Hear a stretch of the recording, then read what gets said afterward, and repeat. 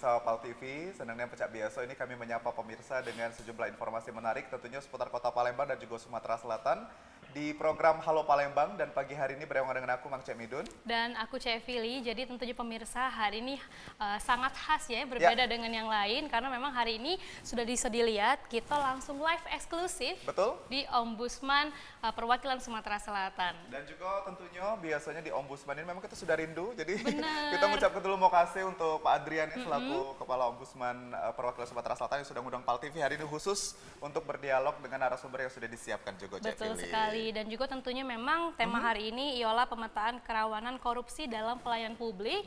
Dan tentunya kalau di Halo Palembang ini kita sudah langsung hadir ke narasumber yang memang sudah terkait dengan tema kita hari ini. Betul, dan juga setiap kita live di Ombudsman RI di Perwakilan Sumatera Selatan ini pemirsa juga bisa berpartisipasi dalam live interaktif ya. Jadi bisa langsung bertanya dengan narasumber ataupun juga nanti dijawab secara langsung oleh narasumber kita, dan live interaktif ini bisa ditelepon di 0811 970 3737. Nah, kita langsung baik ke narasumber kita pagi hari ini, Mang Cek Bicara di rumah. Kita kenalan dengan narasumber kita yaitu Bapak Dr. Johannes Widiantoro, SHMH. Beliau selaku anggota Ombudsman Republik Indonesia. Selamat pagi, Bapak Wid. Selamat pagi. Salam sehat.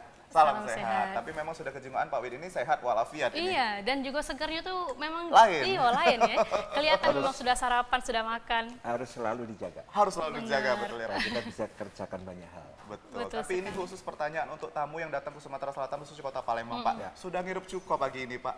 Sudah. Alhamdulillah. Lambung aman, Pak ya.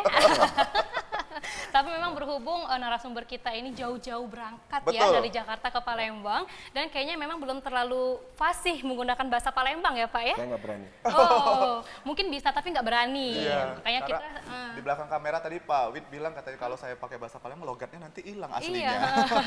Bahasa Palembang logat Jawa gitu ya. Jadi mohon izin kita akan berbahasa Indonesia ya bersama dengan narasumber kita hari ini, Cek Fili. Betul sekali. Dan juga Bapak izin nanti kita bakal menanyakan hal-hal yang mungkin pertanyaan ini bisa memberikan informasi yang sangat bermanfaat untuk masyarakat yang ada di Kota Palembang, terkhusus di Sumatera Selatan. Tapi ini tidak menutup kemungkinan juga Bapak, mungkin masyarakat masih ada yang belum terlalu mengenal mengenai Ombudsman RI ini. Nah, mungkin bisa dikasih tahu ini Pak, tugas pokok dan fungsi dari Ombudsman RI ini mungkin secara lebih mendetail gitu Pak. Waduh, mendetail ya. Detail itu bisa detail tapi singkat nggak apa-apa Pak. Ini sebenarnya pertanyaan pemirsa atau Fili Pak yang iya. Banyak pengaduan soalnya Pak. Saya pertama berasumsi pemirsa Pal TV di Sumsel tentu sudah familiar dengan Ombudsman. Ya. Tapi kalau saya harus memberikan semacam benang merah itu atau saya highlight ya, kata kunci dari eksistensi Ombudsman ini kan dia lahir sebagai bagian dari reformasi di negeri kita. Betul. Ketika kita dulu berharap ya di era reformasi ada perubahan-perubahan signifikan dalam ketatanegaraan kita. Dan itulah kemudian Ombudsman lahir di awal tahun 2000 ya. Dengan nama dulu namanya Komisi Ombudsman Nasional. Itu tahun 2000 dengan Kepres zamannya presidennya Gus Dur. Ya. Dan berjalannya waktu tahun 2008 muncullah Undang-Undang 37 ya tentang Ombudsman Republik Indonesia. Nah, pada prinsipnya Ombudsman Republik Indonesia itu adalah lembaga negara independen. Jadi lembaga negara independen yang diberi mandat tugas khusus untuk mengawasi penyelenggaraan pelayanan publik di negeri kita. Baik itu oleh lembaga-lembaga negara, pemerintah, pusat, daerah, badan usaha milik negara, dan lain-lain. Pertanyaannya adalah, kenapa Ombudsman harus hadir? Nah, kita berbicara soal bagaimana memastikan hak-hak warga negara, hak-hak penduduk yang ada di Indonesia ini bisa diberikan sebagaimana peraturan perundang-undangan. Itu kalau nggak ada yang ngawasin, siapa yang bisa pastikan bahwa penyelenggara negara kita, penyelenggara pelayanan publik kita itu bekerja baik, benar, sesuai standar? Nggak ada yang bisa pastikan. Maka pertanyaan kedua, kenapa harus ada pengawas eksternal kayak Ombudsman? Bukankah ada inspektorat? Bukankah ada atasan langsung? Gitu ya. Nah, kita melihat bahwa itu nggak cukup. Di era Orde Baru dulu, pengawasan internal itu relatif tidak jalan, tidak efektif. Nah, maka dibutuhkan eksternal. Nah, kita semua tahu bahwa sebenarnya ombudsman sebagai pengawas eksternal independen ini bukan satu-satunya. Ada DPR, DPRD itu yang ngawasi eksekutif juga. Ya. Nah, yang teristimewa justru yang paling penting adalah kita semua warga masyarakat. Sebenarnya itu pengawas yang paling apa istilah saya, paling Masif, krusial, ya, Pak? paling penting, paling mendasar. Karena dia pengguna. Betul. Dia yang merasakan day to day-nya, bagaimana layanan publik yang ada di sekitar dia. Bagaimana dia melihat fasilitas jalanan, infrastruktur, bagaimana dia gunakan angkutan umum, bagaimana dia gunakan sarana telekomunikasi. Jadi bagi kami sebenarnya, ombudsman ini sangat bergantung pada bagaimana respon masyarakat dalam menyuarakan apa yang dia lihat, apa yang dia alami, ya, yang sekiranya dia rasakan ada yang salah atau hal-hal yang mengganggu kepentingan atau hak-hak masyarakat. Nah, itulah kenapa ombudsman hadir, sebenarnya untuk menjembatani nih antara penyelenggara pemerintah yang sering diposisikan di atas, susah dijangkau, Tidak tersentuh begitu ya, Iya, Pak? dengan masyarakat yang sering digambarkan di bawah, kurang terurus dan seterusnya. Nah, kami ada di tengah-tengah, menjembatani supaya komplain yang nggak pernah didengar, komplain yang dicuekin, komplain yang tidak pernah direspon dengan cepat, itu nantinya akan menjadi aduan di ombudsman. Kamilah yang kemudian mendesak ke atas untuk kemudian Diselesaikan. ya, Baik, kurang lebih seperti itu. Ya. Jadi itu kurang lebih adalah tugas dan fungsi pokok kenapa hadirnya ombudsman di Republik Indonesia. Dan tidak juga menutup kemungkinan ya, kalau masyarakat apalagi khususnya di Sumatera Selatan ini, kalau kita lihat dikit-dikit ada pengaduan langsung ke ombudsman. Ya, Bagi saya itu baik. baik Iya Pak ya. betul Pak, itulah memang. Artinya ada kesadaran publik bahwa keberadaan ombudsman memang ada untuk mereka. Ya, Harus dimanfaatkan. betul. Betul. Jangan dianggap ini lembaga yang sama seperti lembaga-lembaga lain yang di atas tadi, bukan. Kita ini justru kepanjangan tangan mereka, bagian dari keberadaan lembaga yang diberi tugas untuk melayani setiap keluhan warga. Itu. Jadi memang ini lebih sebetulnya adalah pro rakyat tanpa melupakan pemerintah begitu ya Pak. Betul. Dan juga kalau masyarakat yang belum tahu sama ombudsman ini sebenarnya rugi ya. Betul. Karena memang inilah lembaga yang akan Betul. menjembatani ke petinggi-petinggi yang ada di Ya, atas. Betul. kita. Nah Pak, kalau berbicara tentang ombudsman Sumatera Selatan, tentunya mungkin di provinsi lain juga punya Pak atau seluruhnya sudah lengkap Pak? Oke, jadi di awal tahun 2008 memang baru beberapa daerah Ya. kita punya perwakilan. Tapi hari ini terakhir tahun 2018 kalau saya nggak salah, Ya. seluruh provinsi di negeri kita sudah ada kantor perwakilan ombudsman. Alhamdulillah, jadi semuanya sudah lengkap begitu ya Pak? Sudah. Nah, sekarang akan ada tambah lagi kan, kita ada Ya. pemekaran baru di Papua. Betul. Nah, kita sedang berpikir apakah perlu kita bikin juga kantor perwakilan baru di kabupaten baru nanti. Ya, ya. Ya, itu. Jadi memang sudah menyebar ke seluruh provinsi yang Sudah, ada di Indonesia cuman ya, Pak? memang belum menyentuh sampai ke tingkat kota kabupaten. Ya. Baru di tingkat provinsi. Sumsel ini kan berapa kota kabupaten? Oh banyak sekali Pak. Banyak itu. sekali gitu Pak. Artinya kan kami juga harus ke ujung Sumatera Selatan bagian utara sana, bagian timur sana, bagiannya. Tapi nantinya mungkin akan dibuka ya Pak ya, Ya, harapannya. Ya. Berharap ya, oke. Nah kalau boleh tahu Bapak sempat landing dari Jakarta ke Palembang ini dari hari kemarin ya Pak ya? Ya, Kemarin. Nah kalau untuk first impression-nya Bapak melihat pelayanan publik yang ada di Kota Palembang, mungkin bisa Waduh. diceritakan Bapak bagaimana ya Pak? sebenarnya ini bukan kunjungan pertama saya ya Betul. di Palembang. Tapi yang jelas memang yang saya lihat langsung memang salah satu contoh saja ya soal bagaimana masyarakat kita harusnya terlayani sebagai pejalan kaki ya. Saya berbicara soal pedestrian, Ya. terutama di jalan-jalan protokol. Ya, kita bicara pejalan kaki itu kan satu dia harusnya aman, tidak jalan di badan jalan yang miliknya kendaraan. Ya. Ini menyangkut safety ya, keamanan. Lalu kalau dia dibikin pedestrian, ya harusnya ya aman juga, ya nyaman. Ya, nah tapi sekilas di sekitaran Jalan Sudirman tadi, jalan apa itu, Angkatan 45 atau Ya, jalan apa yang muter itu, Betul. Iya. saya lihat, waduh, kok agak ngeri-ngeri sedap gitu. Karena pedestrian kita tidak ramah, apalagi kita bicara penyandang disabilitas, sangat tidak ramah karena terpotong-potong dan tinggi ya, sehingga memudahkan orang bisa jatuh. Plus, nah ini yang saya harus sampaikan, banyak sekali penutup-penutup selokan di trotoar itu ternyata tidak ada lagi penutupnya. Besi bajanya itu alias ya, Pak, ya? besi bajanya, alias kemudian Jebakan berlubang besar. Saya membayangkan orang malam-malam gelap nggak ada lampu, saya betul. pasti terperosok. Apalagi orang nggak pernah lewat situ gitu. Nah ini saya kira masukan bagi pemerintah Kota Palembang agar memperhatikan hal ini. Betul, betul. Karena tadi memang itu adalah hak pejalan kaki ya Pak. Betul. Benar, apalagi tipe orang yang seperti saya, kalau jalan lari itu nggak terlalu melihat jalan Pak. Nah, Ada jebakan Batman itu Pak. betul, betul. Nah itu yang perlu ini Pak ya, garis bawahi tadi ya Pak. Betul. Baik, baik. Kalau untuk kasus yang mungkin berbeda dari yang itu, Bapak pernah lihat nggak Pak di Kota Palembang? Selain yang Selain ada pedestrian? jalan-jalan itu. Ya, kalau bicara Untuk pelayanan fasilitas kah? publik, ya tentu kita harus lebih dalam melihat ya. Kita nggak bisa serta-merta mengambil kesimpulan, ya karena kalau kita belum cek langsung memang, ya karena ragam pelayanan publik itu banyak sekali. Bisa soal barang, bisa soal jasa, bisa soal administrasi. Ya, jadi kalau kita ke kantor polisi, ya di sana ada pelayanan publik tentang administrasi untuk mendapatkan SKCK kah, untuk mendapatkan SIM kah, gitu kan. Kalau kita ke kantor pertanahan, kita juga akan mendapatkan layanan-layanan sesuai dengan apa yang menjadi kepentingan masyarakat. Nah itu harus dilihat secara lebih mendalam dan secara sektoral gitu.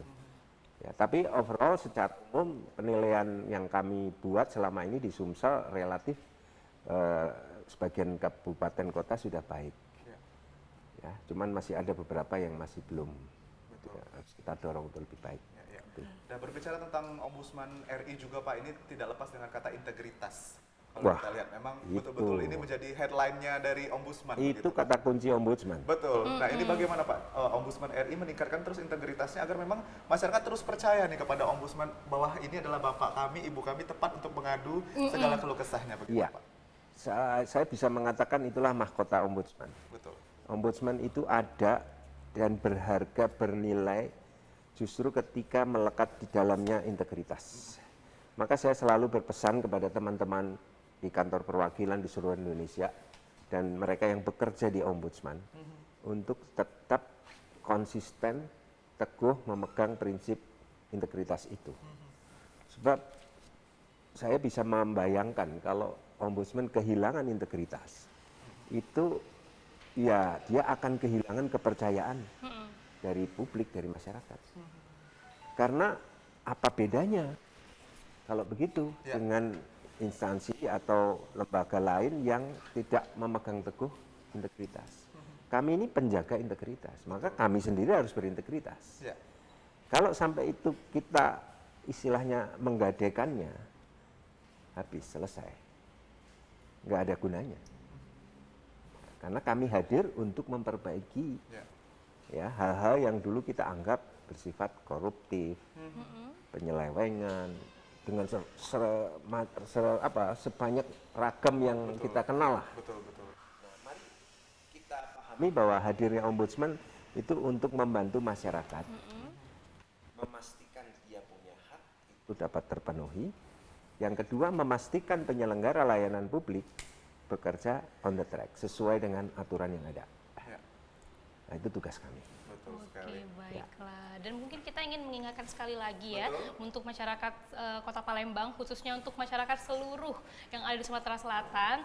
Sekarang ini kita sudah langsung menghadirkan ya anggota Ombudsman RI langsung. Jadi kalau kalian ingin menanyakan sesuatu pertanyaan ataupun mungkin bisa langsung ngobrol-ngobrol, bisa langsung telepon kita di 0811 970 3737. Jadi untuk pertanyaan nanti bakal langsung dijawab oleh Pak Dr. Johannes Widiantoro, SHMH selaku anggota Ombudsman RI. Betul. Nah, kita balik lagi ke permasalahan Ombudsman ini, Pak. Ya. Kalau untuk prosedur pengaduan atau mungkin masyarakat yang pengen dikeluhkan masalah maladministrasi, pelayanan publik dan juga fasilitas yang ada di pemerintahan ini seperti apa, Pak?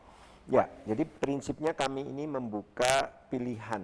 Masyarakat tuh mau mengadukan melalui kanal-kanal jalur-jalur penyampaian aduan yang hari ini ya ada banyak opsi lah. Mau lewat WA, mau lewat website yang kita punya, mau lewat surat, ya, pokoknya telepon dan seterusnya kita buka, bahkan medsos, ya. Artinya tidak ada seharusnya ya, tidak ada masalah dengan masyarakat mau lapor karena kendala tadi pintu masuknya atau medianya, jadi nggak ada masalah. Betul. Dia mau WA, dia mau, nah nanti teman-teman pasti akan melakukan yang namanya verifikasi. Ada dua macam verifikasi, formil dan material. Material ini bicara soal ini kewenangan ombudsman bukan, wilayah kerja ombudsman enggak, ruang lingkup pengawasan ombudsman enggak. Nah kalau itu oke, kita tangani. Formil ini menyangkut bukti-bukti. Kalau memang tidak terlayani di kantor A, buktinya apa? Sudah komplain belum, sudah bikin surat ini itu tidak ditanggapi. Nah, karena kami ini sebenarnya lebih mendorong penyelenggaraan publik untuk ketika ada masyarakat mengeluh, selesaikan. Tapi kalau itu nggak direspon lambat atau tidak tertangani sama sekali, baru mereka ke ombudsman. Jadi tidak serta-merta orang datang langsung ke ombudsman, langsung kita tangani. Tapi kita tanya dulu, sudah komplain ke sana belum?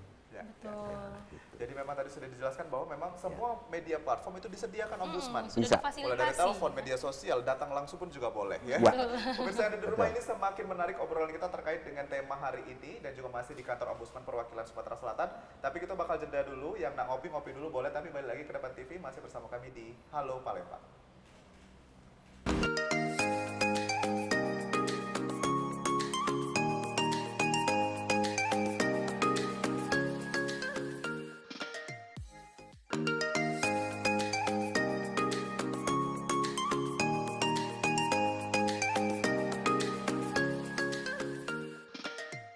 Ya pemirsa, terima kasih masih bersama kami di Halo Palembang di segmen kedua, dan kita masih live dari kantor Ombudsman Republik Indonesia Perwakilan Sumatera Selatan. Dan kita masih ngomongin tema kita terkait dengan pemetaan kerawanan korupsi dalam pelayanan publik, dan sudah ada juga narasumber yang tadi kita sudah perkenalkan dan juga sudah ngobrol banyak di segmen ke-1. Kita juga undang lagi pemirsa yang di rumah mungkin yang pengen berpartisipasi ini lewat pertanyaan, boleh diajukan secara langsung di live telepon kita di 0811 9703737. Betul sekali. Jadi nanti pertanyaan yang masuk bakal langsung dijawab oleh narasumber kita yang hebat hari ini ya. Betul sekali. Oke Pak, jadi karena sekarang ini kan Bapak sudah langsung ada di Kota Palembang ya tentunya Pak ya, dan kita akan membicarakan salah satu permasalahan mungkin yang paling banyak yang ada di Kota Palembang ini Pak. Salah satunya itu yaitu pungli. Nah, jadi kalau pungutan liar ataupun bahasa Palembang itu calo. Jadi kan memang ada beberapa masyarakat itu yang males ya Pak ya, yang males ataupun nggak mau repot dan gitu memang ya. ada peluang kesempatannya begitu ya. Betul sekali. Jadi aduh nggak mau repot, udahlah dikit-dikit bayar gitu ya. Jadi memang muncullah asumsi Pak, kalau misalnya kita nggak bayar, itu nanti urusan kita tuh bakal diperlambat. Nah, kalau untuk tanggapan Bapak langsung itu bagaimana Pak? Pertama saya akan coba bedakan ya antara calo dan pungli. Jangan disamakan. Jangan disamakan. Karena yang namanya calo itu bisa saja dia legal. Ada yang legal ya Pak? Ya, artinya ini kan bagian dari jasa. Orang menjual jasa, membantu orang lain mengurus sesuatu atau melakukan kegiatan sesuatu sesuai dengan kesepakatan. Selama jasa ini memang ada cantolan hukumnya, ada landasan hukumnya, resmi artinya, sah. Kita menggunakan jasa, nggak usah ini ya, kalau saya punya masalah hukum, saya pakai lawyer, saya gunakan jasa lawyer, bisa ya, dong, ya? Itu kita klasifikasi ya sebagai pemberi jasa melayani kita. Tapi kan jelas legal, ya banyaklah. Contoh ngurus ini, ngurus itu, ada jasa ini, jasa itu, selama itu sesuai kesepakatan dengan pengguna dan ada aturan yang mengatur itu. Nah pungli, ini jelas. Namanya pungutan liar, pasti ilegal. Pasti di sana ada etikat tidak baik yang dilakukan orang untuk mengambil keuntungan ya dari orang lain, dan itu dilakukan secara ilegal. Nah, maka kalau betul sesuai informasi tadi bahwa di Sumsel ini masih banyak praktek pungli, Ombudsman tentu sangat berkepentingan. Sebab itu sebenarnya adalah bagian dari tindakan-tindakan penyalahgunaan wewenang. Ya. Tindakan-tindakan non prosedural, tindakan-tindakan yang melampaui, ya. Nah, itu bagian dari maladministrasi. Nah, pertanyaannya kemudian adalah bagaimana kita semua warga masyarakat di Sumsel mau mengkritisi praktek pungli itu dan tidak membiarkannya. Ini bagi saya penting. Tadi di depan kita sudah katakan pengawas yang sesungguhnya itu adalah masyarakat. Maka ketika masyarakat tahu bahwa harusnya dia tidak membayar sejumlah uang untuk jasa yang dia dapatkan karena sudah dideklar itu gratis. Ya, ternyata ada pihak yang menyalahgunakan kewenangan untuk mengambil manfaat, dia pungut. Dan masyarakat merasa itu ya kewajiban dia untuk bayar. Padahal namanya pungli itu pasti ilegal. Masalahnya lagi kembali, masyarakat berani nggak melaporkan tindakan-tindakan pungutan liar itu kepada ombudsman? Atau sebelum ke ombudsman, cobalah sampaikan pungli itu ke atasan atau kepala lembaga atau instansi tersebut. Karena bisa jadi pimpinan lembaga atau kantor itu tidak tahu ada pungli di bawah. Nah, tapi masyarakat harus berani menyampaikan itu. Ya kalau perlu hari ini kan kita mudah ya merekam, kita ambil gambar, kita ini kan tanpa diketahui oknum itu kan kita bisa, karena itu alat bukti nantinya. Ya bagi saya itu penting, ya karena supaya kita tidak dicap apa tadi fitnah, ya atau memberikan keterangan palsu dan seterusnya. Nah bagi saya apapun lah, rekaman suara lah, gambar atau yang bisa dilakukan untuk bukti begitu ya, bukan mencari-cari kesalahan, tapi memang kita mau merekam tindakan orang yang kita kategorikan pungli. Itu penting. Oke. Ya. Nah mungkin Bapak kalau misalnya untuk menjawab asumsi tadi ya Pak ya, berdasarkan memang pengalaman Bapak selaku anggota Ombudsman RI juga, apakah memang benar adanya Pak, ada beberapa yang mungkin kalau memang nggak bayar itu bukan dilambat-lambatin juga, malah nggak diproses sama sekali. Mungkin ada nggak Pak Bapak pengalaman seperti itu? Pak. Iya, justru itu kan praktek maladministrasi yang selama ini terkesan itu sesuatu yang biasa, wajar. Kalau bayar baru terlayani. Persepsi publik dibawa ke sana, padahal itu bukan hal yang benar. Yang bukan hal yang seharusnya terjadi. Kan ada di standar pelayanan di Undang-Undang Pelayanan Publik, kalau memang pelayanan itu berbayar, harus disampaikan ke masyarakat, dan disampaikan juga sumber dari pungutan atau biaya itu diatur di mana. Harus ada. Harus ada ya Pak. Kalau itu di tingkat Kota Palembang, misalnya nih, di Pemkot, ada SK Wali Kota, bahwa pelayanan A, B, C berbayar sekian rupiah. Ada produk hukumnya dulu. Yang memberikan dasar hukum pada pembayaran yang harus dibayar oleh masyarakat. Tanpa itu pungli. Betul sekali. Jadi, harus disampaikan. Kalau gratis, ya sampaikan gratis. Transparan. Kalau perlu tulis besar-besar di depan. Sehingga menghindari juga oknum-oknum yang nakal tadi. Betul. Karena orang tahu gratis. Ya kan? Tapi kalau gratisnya ditulis kecil-kecil sembunyi, aduh, itu sudah modus. Itu sebenarnya indikasi ya Pak? Indikasi. Kita minimarket aja berani Pak, parkir gratis begitu. Iya. Walaupun terkadang memang masih ada yang minta ya Pak. Itu kan bentuk pelayanan publik kita. Ya. Informasi yang memang penting bagi masyarakat. Ya. Kalau memang berbayar, silahkan ambil bayaran sesuai dengan tarif yang ditentukan sesuai aturan yang ada. Betul. Selesai. Layanan ini harganya 25.000, layanan itu 300.000, silakan. Selama pungutan itu legal. Ya, jangan dilebih-lebihkan, jangan ditambah-tambah juga. 50 Pak, kopi, rokok gitu ya. Selesai. Karena memang banyak juga ya pengaduan-pengaduan seperti itu, apalagi jangan dilihat secara individual. Mungkin uang 10.000, 30.000, 50.000, 100.000 bagi kita mungkin itu sedikit. Tapi mari kita lihat akumulasinya. Kalau itu pungutan diambil dalam satu hari, katakanlah penggunanya 50 orang, berapa? Saya mau mengatakan ini bukan kerugian negara, ini kerugian masyarakat. Nah, kami berkepentingan juga untuk mengatakan bahwa kerugian masyarakat itu kalau diakumulasi akan banyak sekali. Apalagi skala nasional, kita bisa hitung. Betul. Kita membayar sesuatu yang tidak harusnya kita bayar. Itu kan?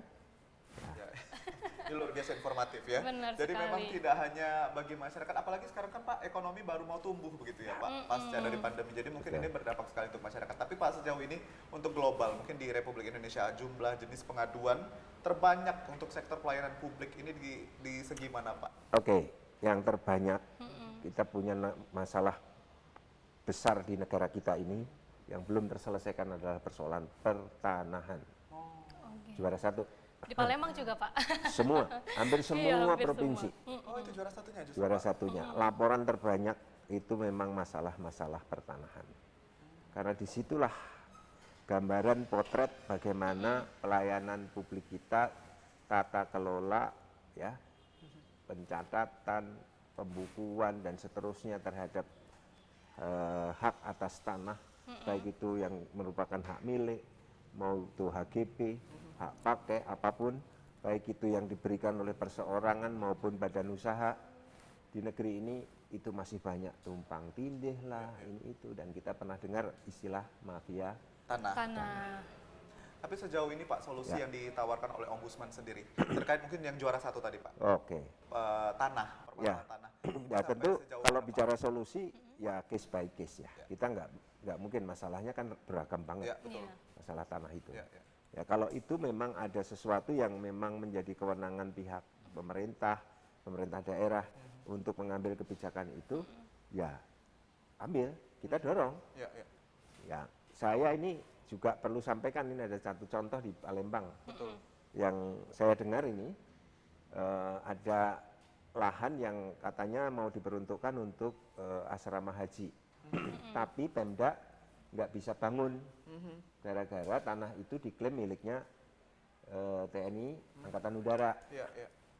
Artinya status ya tanah itu masih tanda petik belum jelas. Nah itu berarti kan Pemda harus aktif dong untuk mengkonfirmasi, menyelesaikan dengan pihak terkait yang merasa berhak di situ.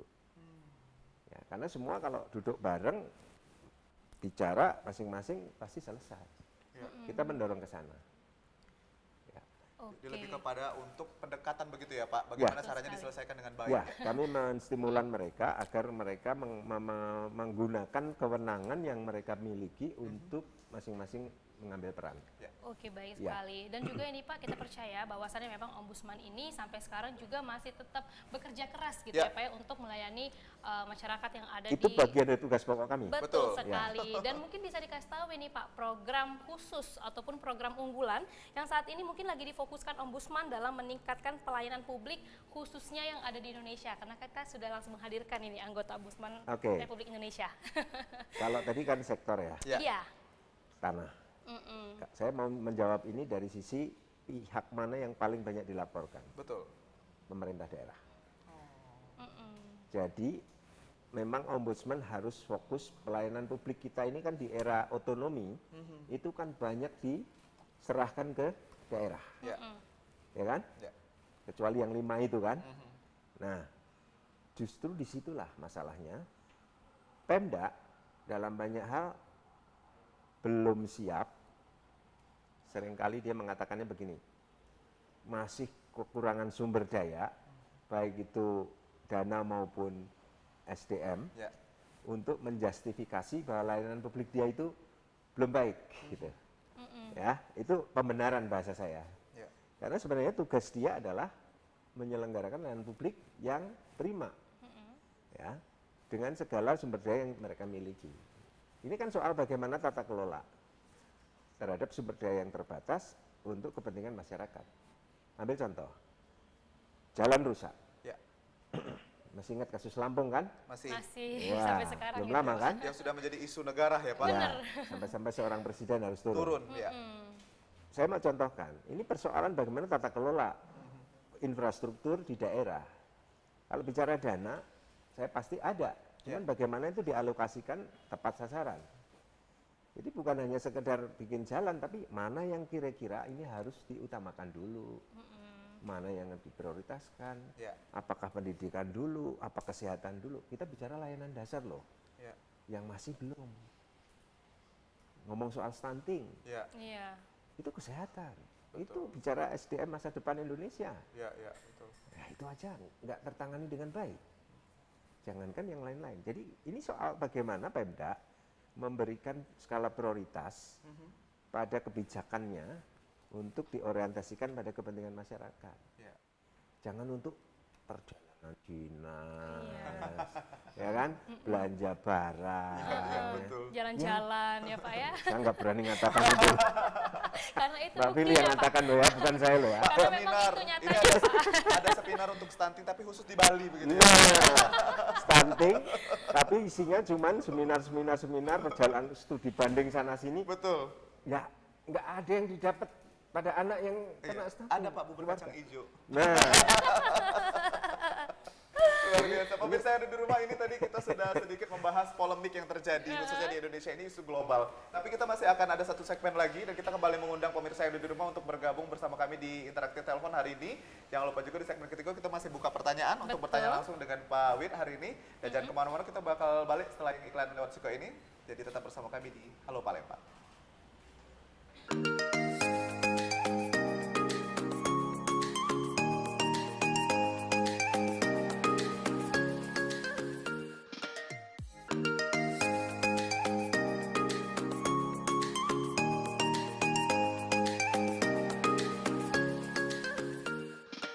Ya pemirsa, kita balik lagi di Halo Palembang. Ini segmen terakhir, kita bakal ngobrol dengan narasumber dan juga live di kantor Ombudsman perwakilan Sumatera Selatan. Tentunya juga kita masih dengan tema kita terkait dengan pelayanan publik dan juga ini kaitannya erat dengan korupsi. Betul. Ya. Dan kita sudah tadi di segmen 1, segmen 2 berbicara secara langsung dengan narasumber kita Pak Wid. Ini tadi sudah banyak yang dibahas Pak. Namun ini juga menjadi mungkin satu tren baru di masyarakat Indonesia khususnya Pak, terkait pengaduan di sosial media. Mungkin kita kan lihat banyak apa-apa viral. Nah itu justru lebih cepat ditanggapi. Nah itu dari Ombudsman sendiri menanggapnya seperti apa Pak?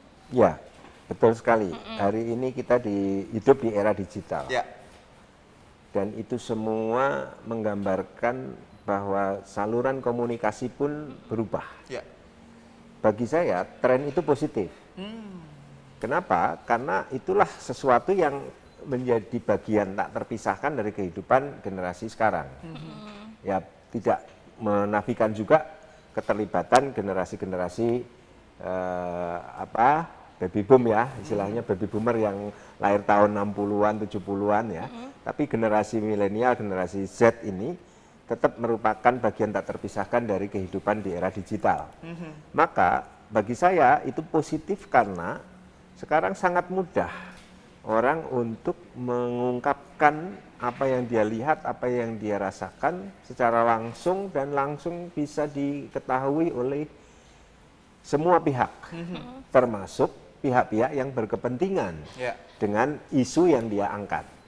Maka bagi saya, yang penting adalah pengguna smartphone, gadget atau apapun yang kita pakai untuk sarana mengungkapkan sesuatu secara digital, itu yang kita pahami adalah jangan sampai kita mengada-ada, memberikan informasi palsu, apalagi fitnah, apalagi mencemarkan nama baik seseorang. Betul. Maka ada etikanya di situ. Kode etik ya Pak?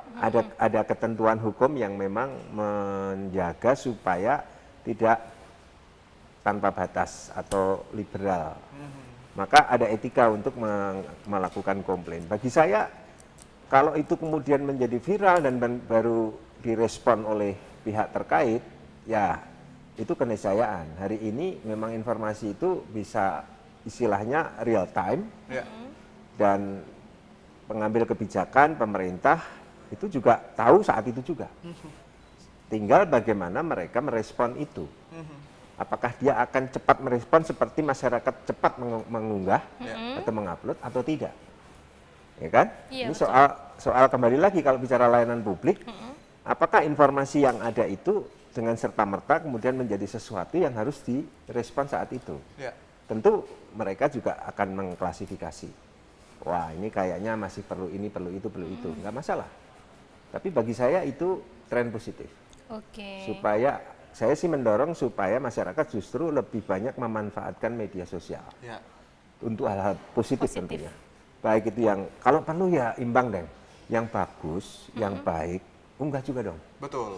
Apresiasi dong. Betul, Pak. Iya benar, jangan yang jelek-jeleknya aja ya Pak ya. Betul. Jangan sampai dikesankan bahwa itu alat atau sarana untuk sekedar menyalahkan pihak tertentu atau menjelek-jelekkan saja. Kita imbangkan. Betul. Palembang punya LRT. Wah, keren tuh. Pertama di Indonesia. Betul. Jakarta aja baru mau diresmikan. Ya kan? Artinya yang baik-baik kita apresiasi. Jadi kalau ada yang kurang ya kita kritisi. Supaya tetap baik. Betul. Jadi harus dipublikasikan dalam dua sisi begitu ya Pak? Betul sekali. Untuk negatifnya ini mungkin bisa menjadi Ya, ini kan ombudsman kan independen, netral, tidak berpihak. Betul. Maka ya kalau kita apresiasi yang baik ya kita katakan baik. Benar. Yang kurang ya kita katakan kurang. Betul. Pemerintah bagus oke, masyarakatnya puas oke juga ombudsmannya. Betul sekali. Jadi walaupun misalkan masyarakat mendapatkan kepuasan ya dari pelayanan publik, misalnya ombudsman ini tinggal nggak apa-apa Pak diupload gitu ya. Terima kasih atas pelayanannya gitu kan. Termasuk presenter hari ini baik, katakan baik semua. Terima kasih Bapak. Betul sekali. Oke baiklah, ini kan kabarnya Bapak akan berkunjung ke daerah-daerah ini Pak ya, yang ada di Sumatera Selatan. Dan memang ini dari beberapa data bahwasannya di daerah Sumsel ini belum cukup mematuhi standar pelayanan publik dengan maksimal dan optimal. Nah kalau untuk tanggapan Bapak sendiri, ini seperti apa? Kami ini memang punya program tetap untuk menilai kinerja pelayanan publik di semua pemerintahan di daerah, di seluruh Indonesia. Kami punya itu dan kami melakukan itu setiap tahun untuk melihat kemajuan perbaikan dari pelayanan publik itu sendiri. Hari-hari ini teman-teman di perwakilan di seluruh Indonesia juga sedang bekerja untuk melakukan penilaian dari tiap kota kabupaten. Nah, temuan kami memang khusus Sumsel ya. Saya tadi mendengar dari kepala kantor perwakilan di Sumsel masih ada 3 kabupaten yang belum masuk zona hijau. Artinya kami kan pemetaan ya Pak? Menggambarkan kepatuhan tinggi itu dengan zona hijau. Kepatuhan sedang kuning, kepatuhan rendah merah. Artinya di Sumsel ini nggak ada yang merah. Berarti adanya di sedang. Ini harus terus didorong supaya dia nanti menjadi kepatuhan tinggi, jadi hijau. Betul. Nah ini kami lakukan semata-mata sebenarnya tujuannya untuk memastikan mereka ini bekerja sebaik mungkin sehingga pelayanan publiknya bagus. Karena ada bagian yang memang kita dapatkan datanya itu dari pengguna. Jadi kami menilai itu ya mewawancara petugas pemerintah di situ, ya mewawancara masyarakat, ya melihat langsung sarana prasarana, segala instrumen kita pakai untuk secara objektif kemudian kita mengatakan ini kurang, ini baik, gitu. Betul. Jadi bukan hanya lampu lalu lintas saja yang punya gambaran tadi ya. Ombudsman juga sudah menerapkan itu dalam pemetaan tadi. Betul sekali. Dan mungkin bisa dikasih tahu ini Pak daerah mana saja yang mungkin Bapak. Ini apresiasi Pak. Yang lampu hijau mungkin yang ada di Sumatera Selatan boleh dibocorkan sedikit Pak? Kalau itu yang persis tahu kepala kantor perwakilan. Ya, nanti netral pilih. Kalau nggak pegang data ya. Tapi tadi informasinya memang masih tiga dari sekian banyak kabupaten kota, saya kira tidak akan lama lah yang kuning itu mudah-mudahan jadi hijau. Patuhan tinggi ya Pak ya. Kenapa kami sering juga harus datang ke daerah-daerah untuk memberikan rangsangan, dorongan agar mereka meningkatkan kinerjanya. Betul sekali. Dan untuk kunjungan kali ini Pak, Bapak bakal kunjungan ke daerah mana? Khusus rencana untuk besok Selatan? kita ke Muara Enim, ya, lalu lusa ke Pagar Alam. Betul sekali. Dan mungkin bisa dikasih tahu nggak Pak, kira-kira bakal ada apa saja kegiatan di situ? Apakah memang mengundang pihak-pihak terkait? Pasti ya, karena pertama-tama tentu kita menyapa penyelenggara layanan publik di daerah itu. Kita istilahnya kalau dalam bahasa Indonesia itu kita konfirmasikan lah hal-hal apa yang sekiranya masih perlu disupport, hal-hal apa yang memang kurang dan perlu bantuan ombudsman. Karena kadang-kadang kami ke daerah itu juga juga sering mendengar yang namanya keluh kesah mereka. Betul. Ya tadi sebagai pihak yang netral, ya kami harus dengar toh. Jangan-jangan persoalan di daerah itu juga diakibatkan oleh kebijakan yang ada di pusat. Sangat mungkin. Ya, ini pengalaman saya ke daerah ya. Selalu ada kepala daerah yang curhat. Kami ini begini, maunya begini, tapi ya, ada kebijakan di sana begini. Nah, itu tugas kami untuk menjembatani juga. Iya, betul. Komunikasi antara Pemda dan pemerintah pusat. Tidak masalah. Ya, ya. Lalu yang kedua, kami penguatan di masyarakat. Jadi nanti kami kumpulkan, dan saya dengar juga ada agenda untuk kita memberikan kuliah umum di satu kampus di, tidak tahu di Muara Enim atau di Pagar Alam. Lalu kami juga akan melakukan semacam sidak. Ya. Ya, inspeksi mendadak lah ke beberapa instansi untuk memastikan di layanan di situ baik. Ya, itu dia tadi. Ya. Nah Pak, ini mungkin pertanyaan juga bagi pemirsa, sama Midun juga Philip penasaran. Sekian banyaknya pekerjaan yang sudah dilakukan oleh Ombudsman, sekian ribu banyak aduan masyarakat. Ini Betul. yang menjadi tantangan atau justru hambatan bagi Ombudsman, Pak? Ada nggak sih Pak? Atau memang nothing tulus aja berjalan lancar seperti biasa? Saya tidak mau menjawab secara klise seperti saya kritik tadi pemerintah, kendalanya anggaran, kendalanya SDM, itu klasik ya. Kalau bicara kendala, sebenarnya kendala terbesar itu justru terletak pada pihak-pihak yang belum punya kemauan baik untuk merespon apa yang kita lihat sebagai sesuatu yang harus diperbaiki. Artinya begini, kendalanya justru pada pihak-pihak yang bertanggung jawab dalam menyelenggarakan pelayanan publik yang baik.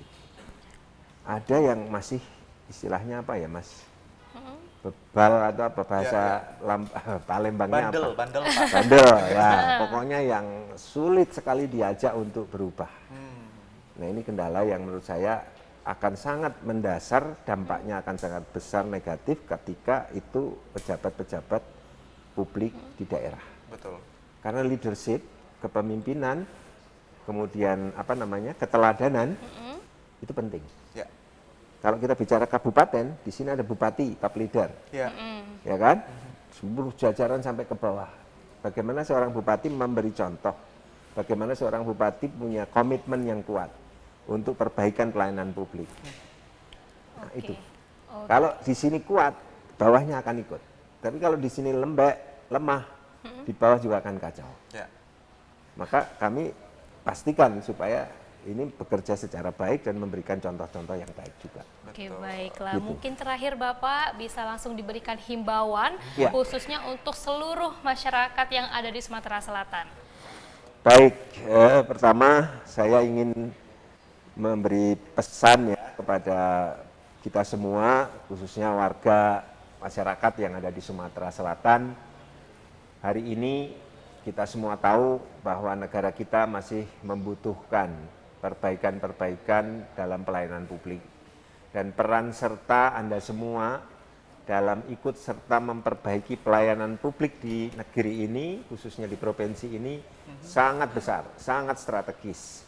Maka saya ingin mengajak kita semua untuk satu, jangan enggan, jangan malas, jangan tidak berani untuk menyampaikan keluhan atau komplain terhadap apa yang dilihat, apa yang dirasakan dan dialami dalam pelayanan publik kita.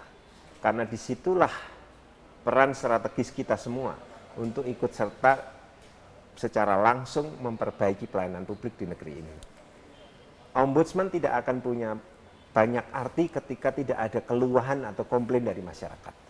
Maka menjadi penting kami mengajak kita semua, Anda semua, pemirsa PAL TV yang mengakses siaran ini, mari jangan ragu karena itu hak dasar kita dan dijamin oleh undang-undang bahwa warga negara itu adalah pemegang kedaulatan di negeri ini yang harus berani dan mau menyampaikan kritik, keluhan terhadap penyelenggara pelayanan publik. Semoga Sumsel dengan masyarakatnya yang makin kritis, maka pelayanan publik akan menjadi lebih baik. Itu poinnya. Luar biasa. Itu dia Ya. tadi himbauan langsung dari Bapak Wid ya selaku anggota Ombudsman Republik Indonesia. Pemirsa di rumah, jadi sudah jelas dijelaskan bahwa memang Ombudsman menerima dengan pintu terbuka apapun itu aduannya, tapi juga jangan lupa berikan apresiasi untuk pemerintah yang sudah bekerja keras jika itu ada yang positif nilainya. Betul sekali. Dan pemirsa di rumah, itu dia informasi yang bisa kita unjukkan hari ini. Terima kasih sekali lagi Pak Wid. Ini Sama-sama. Sudah berkenan mengundang hadir ya. Ini rumahnya beliau. Jadi Iya. kita sudah terima diundang hari ini. Terima kasih juga. Terima kasih Pak Ya. sekali lagi, dan juga semoga nanti menjalankan tugasnya di daerah Sumatera Selatan ini Benar. berjalan lancar. Amin. Dan juga semoga nanti pelayanan publik mendapatkan lampu hijau semuanya ya. Ya, ya. Kita harapkan Pemirsa, gitu. ya, pemirsa di rumah, itu dia Halo Palembang kita eksklusif hari ini di kantor Ombudsman Perwakilan Sumatera Selatan. Jangan lupa terus saksikan Halo Palembang setiap hari ini dari jam 9 sampai dengan jam 10 cuma di PAL TV. Memang punya kita. Akhir kata aku Bang Cemidun. Dan aku Cevili pamit undur diri. Terima kasih dan sampai jumpa.